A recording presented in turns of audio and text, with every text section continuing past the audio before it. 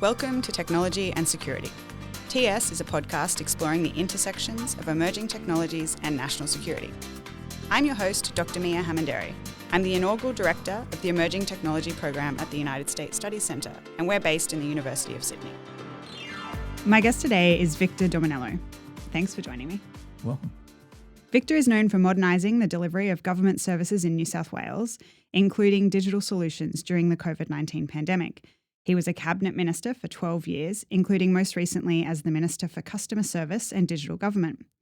He's currently the director of the Trustworthy Digital Society Hub at the University of New South Wales and the University of Technology, Sydney, and sits on the board of the Tech Council of Australia. Welcome to the show. Thank you. We're coming to you today from the lands of the Gadigal people. We pay our respects to their elders, past, present and emerging, both here and wherever you're listening. We acknowledge their continuing connection to land, sea and community and extend that respect to all Aboriginal and Torres Strait Islander people. So Victor, where did your passion for technology actually come from? Well, I've always liked tech. I like gadgets and things. I like things being efficient. I don't like wasting. I'm a bit of a minimalist. But in terms of my political career, it really came in about 2012. I became Minister for Aboriginal Affairs in 2011. But I remember in 2012, there was an incident where there was an outbreak of child sexual abuse in a remote community, and we had an intervention of sorts. And at the time, we were trying to get a briefing and a handle on how we deal with this issue. It was obviously a terrible situation.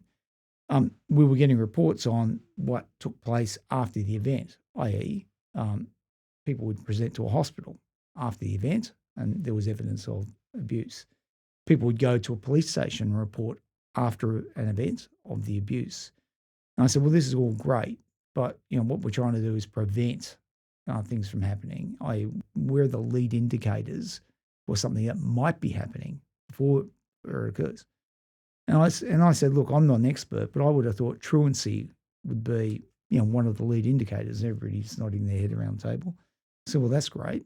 Well, then tell me which kids are not going to school today, which kids didn't go to school yesterday and the day before, which of those kids are related, et cetera, et cetera.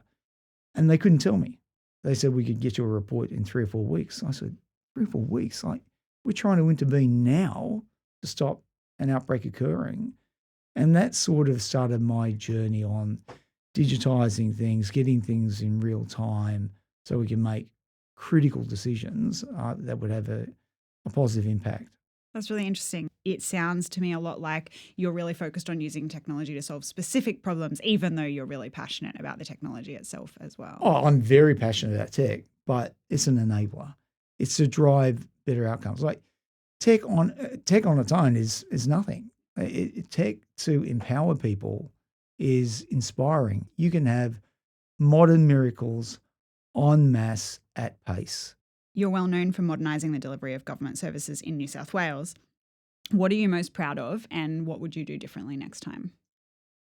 One of the things I'm most proud of over the last 7 or 8 years in particular, when we really started moving towards a more data-focused government and through digital channels, is the uplift, the enormous digital maturity of our state. There's a couple of key markers around that. One would be the uptake of the digital driver's license. So, we started the DDL in 2018-19 and we're now at a point where 80% of people in New South Wales have got a digital driver's license, which is just incredible figures around the world. These are figures that you get when you mandate things. Yeah. 85% of the adults in New South Wales would have their service app on their phone. And loving it, mind you. Not just having it, but loving it. 90, 92, 93% all scores. That's an enormous uplift. And when you have a look at the digital driver's license, it's not like it's everyone below the age of 30. When you look at the pie chart, it was a fairly equitable distribution across the ages. So I'm really proud that we've been on that journey together.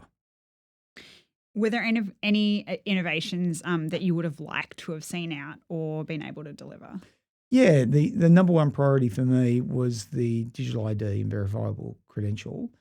I got it to a pilot phase on my phone before I left. I made sure that that was the last thing I did.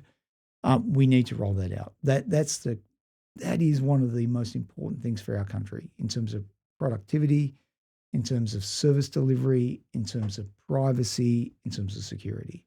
So let's talk about digital identification then. So can you set out for listeners why it's so important and maybe what some of the tensions inherent? Well, before the 1990s, i.e. before the internet, there was a thing called the Australia Card debate in the 1980s, 86 from memory. But again, that debate took place in an era where there wasn't even an internet. And people were saying Big Brother, etc., and all these things. You can use tech to actually enhance privacy settings. Now, I'll give you an example. In Estonia, they've got pretty much digital platforms across government. If somebody is in the public servants and they are looking at my file, my digital file in Estonia, I would get a notification as an individual. If somebody was looking at my file right here in New South Wales, I wouldn't have a clue. Wouldn't have a clue. So you can use these systems in place to actually enhance your privacy settings, provided the individual's in control. So identity goes a long way to enshrining and improving your privacy. It goes a long way to improving your security settings as well. And we saw that during the Optus breach. If you had a digital driver's license, we could get you back on your feet with a new digital driver's license within minutes. If you're waiting on a plastic card to be replaced, you could potentially have a flag on your name, on your license for months. So minutes versus many, many months. And then just as importantly, it centralizes service delivery around the individual. Because at the moment, the individual has to, create multiple versions of themselves. They'll go to health 1 minute, education next minute, transport next minute, planning the next minute. Whereas service delivery needs to be anchored around the individual. Once you've got identity and you're in control of your identity, then agencies need to go to you. And that means you get far better service delivery because it's all joined up rather than segregated. It's a huge play, and it's something we need to do as a country. It does also place a really significant onus on the data itself being held by, whichever government agency, or so the original data source becomes really critical there. The way we're building it out in New South Wales means that you've got an ID or a de facto ID from a driver's license. So that credential is held by Transport. You've got another ID or a sub-credential with a birth certificate. And that's digital, but that's held with another department called birth, deaths and marriages. You'll have another ID called Medicare card. Again, digital, that's held with the feds. Another one, passport, another department inside the feds. So it's all decentralized, and so there's no honeypot of where all this is curated. It all then goes into your app, so you unlock it so that the individual has the one key of the kingdom. But then to unlock it, you need 4 other keys. I guess what I'm getting at is for the verification side, those agencies, birth, deaths and marriages, so on, the data that they hold becomes incredibly powerful and significant. But it is now. Absolutely. Yeah. Yeah. Whether they're holding the data in a paper form, a plastic form, or a digital form. Yeah. But when they hold it in the digital form, again, they can move at pace in the event that there is a problem. Yeah. Yeah, no, it's a great distinction. Just taking you back for a second, what are the challenges, inherent in government in harnessing innovation that comes from industry and academia that maybe isn't resident in government agencies? Governments are traditionally conservative, ultra-conservative by nature, and that's not a political statement. It's a statement of their risk profile. And that's fair enough. Like governments, you don't want a government that is so edgy that it's playing around with public hospital systems. You want safe, reliable transport systems, safe, reliable hospital and education. But equally, you need to have some areas inside of government that are prepared to sandbox and do some edgy things. And that's what we created with Service New South Wales. It was essentially the largest startup in the country. When I was at Service New South Wales, we had 5 engineers. By the time we left, we had about 800. So we were building our own product at really fast and turning things around really fast. What we need to do is to make sure that we have those units inside a government, not just Service New South Wales, but in every agency. So they build up a match fitness, if you will, in relation to areas where they can innovate, but not just innovate with themselves, innovate with academia, innovate with the private sector, because that's where you get the multipliers. What is the most difficult part of modernising or digitising government services? The headspace. It's always around leadership, it's around culture. We put people on the moon 50 years ago. Tech's never the challenge. The challenge is getting the headspace right for assuming an informed risk appetite. Because think about it, public servants don't want to do the wrong thing by the minister. They're there to serve the government of the day. And they want their government to succeed. So they will provide advice. Now, they're not going to provide advice that is so risky that the minister sets up for failure, because that means the minister will get the advice. Yes, I like that. I'll sign off on that. If it fails, well, don't blame me. Blame the public servants. They're the ones that told me about this. So the public servants, they don't want that. So they are only going to give something that is just pretty much BAU or incremental small changes. To do things that are more with a higher risk profile, it will take a change of mindset from the minister and from the public sector to say, if we're going to try something really different, considering the deep challenges we've got, we're going to have to create a safe harbour, and we're going to have to be prepared to accept failure, but own it and say, all right, what do we learn from it? And then move forward. That's a very different mindset to government. It is. How do you navigate that challenge then of driving really broad change while being across details of a rapid technology rollout and the development of that? Because they're two quite different skill sets sometimes. Yeah, they are. So my job as a minister as a leader, really, I think leaders, from my perspective, have three areas that they need to focus on. One is the vision, and that's because leaders stand on the shoulders of giants, and many giants. So a leader has an obligation, because they're perched up so high, to actually chart the course towards the blue sky and away from the storm clouds.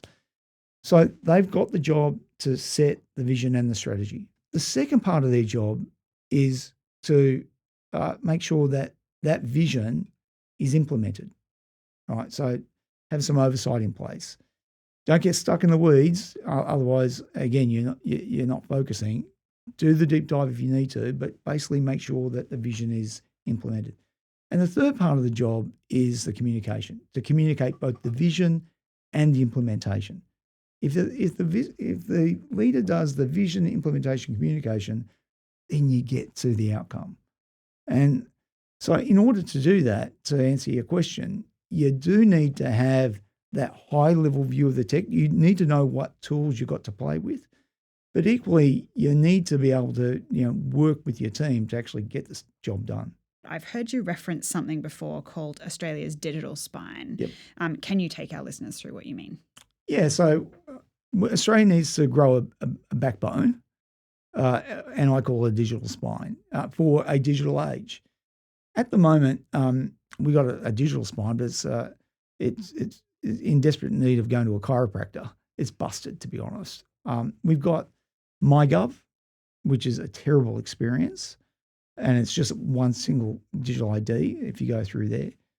You got Director ID. That's another sort of quasi ID piece that the feds have rolled out. You got Australia Post. They've got another ID. And all this is part of that trusted digital identity framework. But the ID is one part of it. It's that regulates the who, but it doesn't relate to the what. I.e., I know who you are, but that's a small part of the pie. It's what you can do is a real productivity play. What are you entitled to do? Are you an electrician? Are you allowed to work with kids? Are you allowed to drive a car? Are you allowed to vote? What are you allowed to? That's the credential part. In New South Wales, what we built out is that New South Wales digital ID, but it's dovetailed into the credentials, i.e. in your service app, you'll have an ID, but in that very same app, it'll say, I'm allowed to drive a car, I'm allowed to drive a boat, I'm allowed to work with kids, it's all integrated. And so it's a seamless experience between the who and the what. And so if you had your dream digital spine, what would that look like? What we're hopefully the new government's going to be building out in New South Wales, and that's the stuff I had in beta on my phone before I left, i.e. a one-stop shop, which is world leading, mind you, one-stop shop where the who and the what is dovetailed in seamlessly. I'm going to pivot here, and I'd love to talk with you about trustworthiness and technology broadly. It's an area we also work on at the United States Studies Centre, and I'm keen to hear your thoughts about the interplay. You've talked a little bit about, the potential of building a digital spine, and for many users, technology is actually really scary. From data breaches to digital currency, from the potential of AI to biotechnology, people report back that it's a fast-moving space and can feel really out of reach. So how do we build trust in technologies and government-delivered services as well as technology companies themselves? Yeah, that's a great question. The first thing you do is you don't mandate, because you're right. There'll be early adopters like me, and people with a higher risk appetite that say, yep, I'm prepared to have Are a you go at outing this. yourself as a high risk appetite person here? No, I'm an informed risk, but I'm definitely an early adopter, but with my eyes wide open. Because again, I want to see those tech miracles happen. But that means we're going to have to take some risk in an informed way. So yeah, absolutely. When it comes to me personally, sure. When it comes to the community, no. We need to bring everybody on the journey at different pace. My mum, there is no way in the world she's a digital person. But for us to be, trusted and trustworthy, we need to create an ecosystem where my mum can still feel safe. So that is critical. So do not mandate. A great example was with the Opal card. Even the oldies that loved their paper, they quickly got used to that plastic card because it was convenient. And they realized they could trust it. And then actually, this is a better system. So how do you build the trust? Well, you need to make sure that the experience is seamless. It's not clunky, that it's far better than what was there before. And then you wrap around the privacy, the ethics, and everything else around it. You're now the head of the new Trustworthy Digital Society Hub. What does trustworthiness actually mean to you in the context of technology? Well, everyone's got their own metrics around it, but for me, it's privacy, security, ethics, transparency, and inclusion, and sustainability even. They are my key metrics around being trustworthy. Grounded in that experience of implementing a digital ID, how did you build trust? Because you did just report those metrics and they are phenomenal. How did you build trust with different groups, from individuals to businesses, state and federal government, to introduce those kind of new technology solutions? Look, it's really, really hard, because I remember when we started rolling out the digital driver's license, this was before the pandemic. That was a huge play. This was one of the first of its kind in the world, a digital driver's license. So it's not like there was a rule book that we could follow.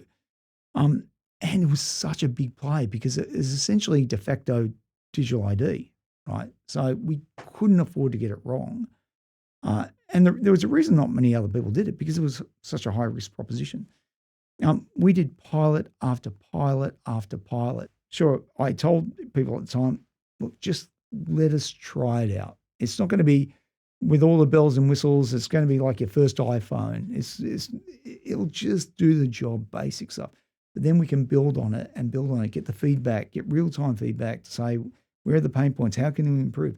Again, this startup type mentality about focusing on what the customer, what the individual really wants out of it. And we did about 5 pilots before we were ready to go to market. And then when we went to market, we were getting real-time feedback from the customer, because even when we went to market, there were still bugs in the system that we had to iron out.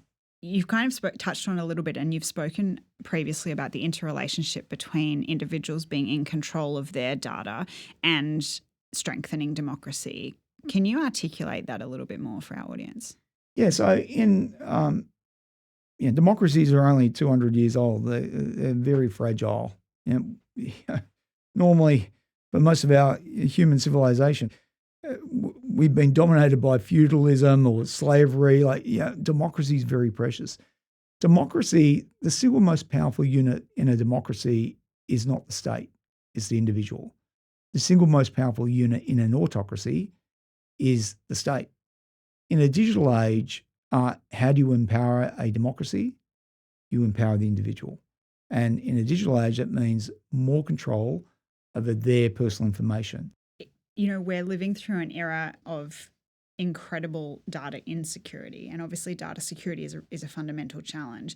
Can you talk us through the 2020 Service New South Wales data breach, which saw over 100,000 people's data compromised, and share with us what was learnt? Yeah, there was a lot of learnings from that. So when we had that service breach, and it was a significant breach at the time, it was because actually there was a phishing attack, and we didn't have end-to-end digital. It meant there were a whole lot of PDFs inside the system of all these copies of passports and driver's license and stuff.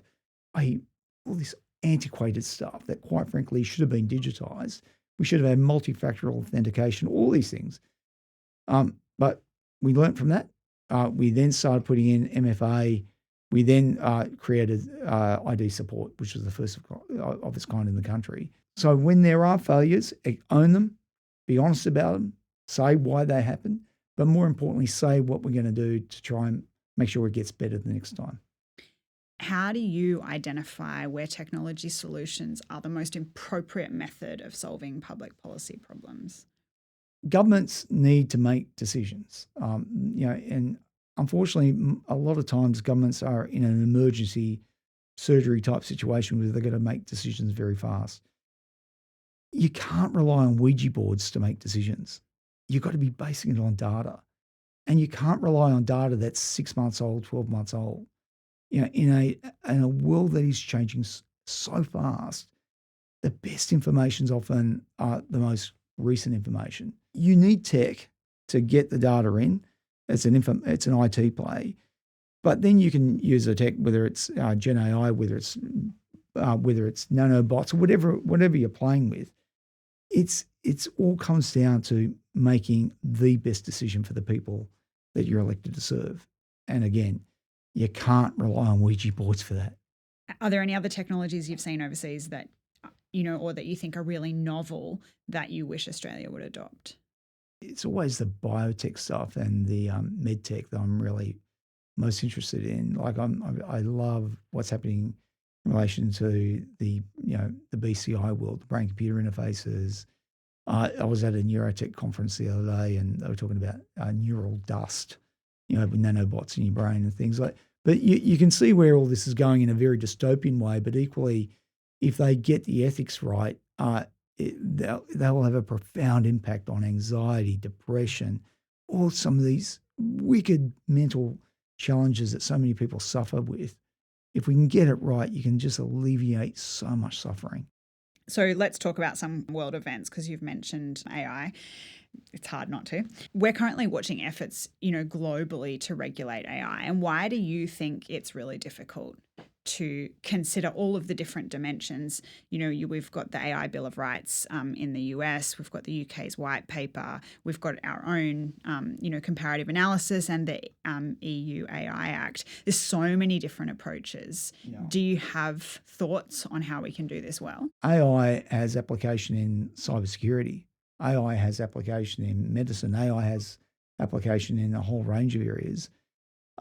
If other less friendly countries decide they're just going to have no rules or regulations around it, and they get an AI supremacy, that could challenge, our freedoms.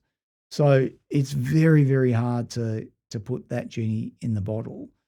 What we need are frameworks in place, and I think that's the way the West is moving towards. With liability, that is, the government will have obviously frameworks in place. And if, like robo-debt, if you use AI inappropriately, then you will be on the hook. And as you should be, like a tort or a contract. But to start saying you can use it for this, you can't use it for that, and putting real tight time, regs around it, particularly in this early phase, is really, really hard. Along with a couple of others, I've suggested ideas like regulating AI at the point of compute. So things like know your customer or know your computation screening to try and help regulate at a point where there is a choke point. Do you have any suggestions for best opportunities of regulation? I mean, what you've highlighted there is that we do need to allow innovation to continue and regulate for safety, which is really critical. How do you see that we could start to regulate them, and what kind of areas would be the best opportunity? Yeah, again, we have to. We don't want to be too heavy-handed here because otherwise you will stifle innovation, and if you're stifling innovation, then you're unlocking or you're shackling a lot of potential for good. What we need to regulate for is the harm, and that's where I really think that's where governments really need to play a role. And the best way I think to do that is to say, again, we've already got a lot of baked in principles around the law of tort or directors' duties, et cetera, et cetera. It reminds me of recently in relation to, for example, the Crown Casino and Star Casino, right? They are required to comply by law in relation to anti-money laundering provisions, AML. They are now getting prosecuted under Section 180 of the Corporations Act because they breached their directors' duties because they turned a blind eye to it. I see this ultimately playing in the AI space too, in the sense that, if you're a director of a company and you unleash AI onto the people, ultimately you're going to be on the hook because if you cause harm, they're going to be after you, as they should. So you are now the head of the new Trustworthy Digital Society Hub. Can you share a bit more about the project with us? Yeah, there's a few things that we're working on there. One is it's a capacity build in terms of the public sector. We need to make sure that we build our inner core strength so that when governments do provide services, that they can be more agile. Because if they're always reliant on consultants, then they'll just move slower. Another piece we're working on is a vanguard unit. With emerging tech in particular, we can say, look, this is what good regulation looks like. If I'm a government minister, I've got a million things on my plate. If I know that the university and industry have agreed on what good looks like, the extreme left and the extreme right, then I'm going to sign off on that as an easy win rather than let's start from scratch. Are there some industries kind of outside of government that really concern you most? I know I've heard you talk about before the role of real estate and collecting vast troves of data. Yeah, but there's so many industries that are in that sort of old world way of thinking. You speak to these same people now and say, well, okay, you just keep gathering all these PDFs and all these copies of my driver's license. But if there is a hack on your system and that then gets reported, then your whole company is going to go through an Optus-style breach and your loss of goodwill is going to be huge. So, holding on to these treasure troves of data is like holding on to asbestos now. So that mind shift is starting to happen. Every organisation needs to start thinking about protecting their customer and respecting their customer's privacy. I mean, it's very challenging if many of the companies are doing that collection are based offshore and are commercial, where you have only a single term of service to interact with. And there's a huge range of, protection approaches from companies like Twitter or X, through Facebook, through private sector. There's a whole variety there. And I think it makes it difficult for people to differentiate sometimes. I agree. And that's why government is ultimately the place that really needs to move. Yeah, that's why they are the gorilla in the market. And sometimes they're the slowest to move, but when they do move, everyone's got to move around them. Yeah, absolutely. I'm actually really heartened by Australia's approach actually to digital. I think we have been slow, but I think we are actually really picking up pace. So let's talk about the Tech Council of Australia. You've recently joined the board and you're working, I think, on digital identification. Can you share a bit about the issues that you're discussing and what you're hoping to develop?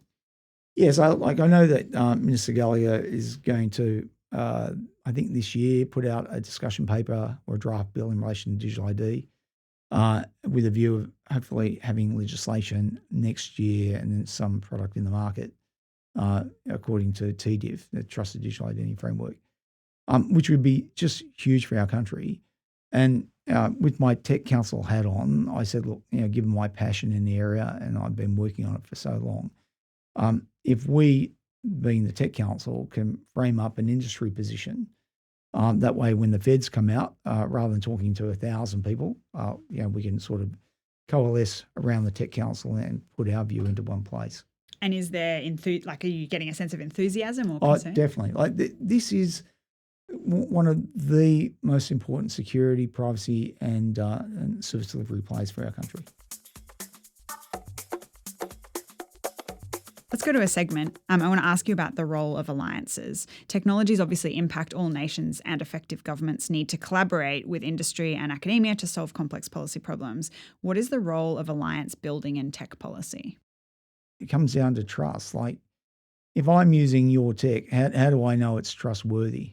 And increasingly, people are placing a premium on that. So if I'm not going to use your service unless I know that I'm going to have a reliable return. So, when we are building alliances, it's got to be on the basis that we're both playing A grade. What do you think the priorities should be for national and international tech collaboration? And maybe to kind of switch that around, you've just said that you think trust is right up there. What else would you see as really important if we were to build those collaborative frameworks together with other countries? Well, the most important thing around frameworks is standards. You can get all the data in, but reminds me of the rail gauges. We're creating data gauges of this century. So at the very top end, you need to get your standards right, because your standards will then start building that trust architecture that flows into data flows, that flows into tech, that flows into the decision making at the end of the day. So do you think governments are engaged enough in those tech standards? There's always more to do. It's such a big job, but there's always more to do. What have you been reading, listening to, or watching lately that might be of interest to our audience? A book recently has come out, Exponential Organizations. And that's come from Salim Ismail and Peter Diamandis from Singularity University. It's basically saying in the last century, it was all these big, clunky old organizations like the Ford Motor Company and stuff that would build 1,000 widgets with 1,000 people. And those large, big, cumbersome organizations will slowly die out because they don't have that innovative mindset. The new century organizations are the exponential organizations, the Apples, the Googles, the Airbnbs, the Amazons that come out of a garage and are constantly evolving, constantly changing, constantly focused about the customer. Reminds me a lot that, the government is an old world organization. How do we move it into the new world where it does have that customer focus, where we are solving for the problems of the customer? That's what we try to do a bit through Service New South Wales, have that sort of new world focus. So that's really interesting because, again, if we want to solve a lot of the wicked problems in society, a government needs to play its part. On a personal note, what technology brings you the most joy? Music. It's not tech, but it brings me the most joy. I love my music. It's just, it takes me to another place. Any favourite genres? Oh, so much. Like at the moment, I've got Radiohead. I used to listen to it, and it's just coming back into my life. So, got numbers on repeat at the moment. Our second final segment is Emerging Tech for Emerging Leaders. Can you give some insight into how you've led others to navigate major technology changes and technology adoption? Yeah, Damon Rees, who was the CEO of, former CEO of Service New South Wales, said to me that the most valuable thing I created was an authorizing environment to try something new. Because so many leaders have this inertia about doing something different, or they'll do, again, the incremental things that really won't cut it in an age where the world is so dynamic. It's not static, it's so dynamic. So creating that environment where you give people a license to try something, allow them to fail in a safe way. How do you do that? I mean, creating an authorizing environment is easily said, but actually really difficult to do. Well, someone's going to have to, a job of the leader is to take account. I remember, and to own it. I remember there were a couple of working groups, and inside a government, two terrible words are working groups, because they should be really replaced with talking groups, because there's not many decisions that come out of it. They just talk a lot. I remember there was a working group that was set up, and I said to the agency, I need this thing. We're up to, we need this decision. Oh, we're waiting on the working group.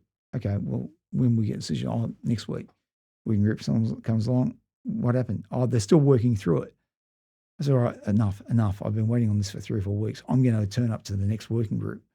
They said, oh, no, the ministers don't turn up to this. I said, well, I'm going to turn up to it. So I turned up to this working group. I said, listen, you are so much more experienced than me, a lot more expertise than me when it comes to this tech. But ultimately, we're going to make a decision today, or better still, I'm going to make the decision today. You're going to make the recommendation.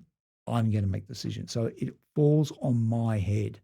I'm going to own it. If it fails, it's my failure, not your failure. But we're going to make a decision today. So leaders have to own and make the decision. I think that sounds like a very powerful moment to have been in. Then you give them the freedom to voice that, because it's not on their head. Ultimately, it's on my head. It's my head that goes to an election, not theirs. And when you empower them to speak freely, knowing that I own the accountability, then you can move things forward. In our last segment called Need to Know, is there anything I didn't ask you that you'd like to share with the audience? No, it's been quite comprehensive. Great. Thank you so much for joining me today. It has been a real pleasure. Likewise, thank you. Thanks for listening to Technology and Security. I've been your host, Dr Miah Hammond-Errey. I'm the inaugural director of the Emerging Tech Program at the United States Studies Centre, based at the University of Sydney. If there was a moment you enjoyed today or a question you have about the show, feel free to tweet me at MIAH_HE or send an email to the address in the show notes. You can find out more about the work we do on our website, also linked in the show notes. We hope you enjoy this episode, and we'll see you soon.